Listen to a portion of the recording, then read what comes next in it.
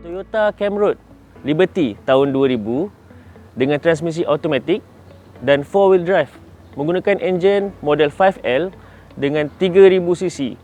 Yang paling bestnya pasal model ni adalah tempat tidurnya luas dan boleh memuatkan seramai 8 orang pada satu masa. Kalau tak percaya, jom saya tunjukkan.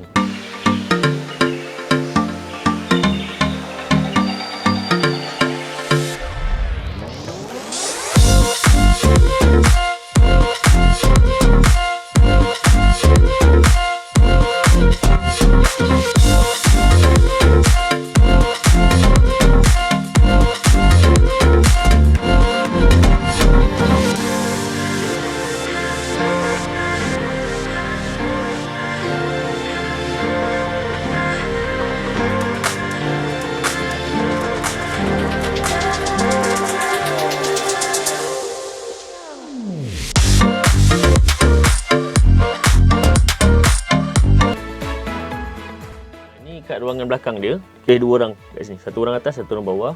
Lepas tu tingkap dia ada mosquito net juga. Ini untuk mosquito net. Bawah pun ada juga sama.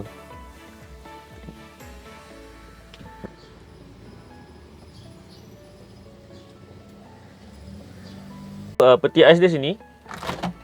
Peti ais ni boleh pakai kuasa bateri ataupun 100 volt, tapi ni tak boleh sebab ni Japan punya. 100 volt tak boleh. Ataupun guna gas. Sini gas. Yang mana kita nak pakai, kita on yang tu. Kalau bateri sini.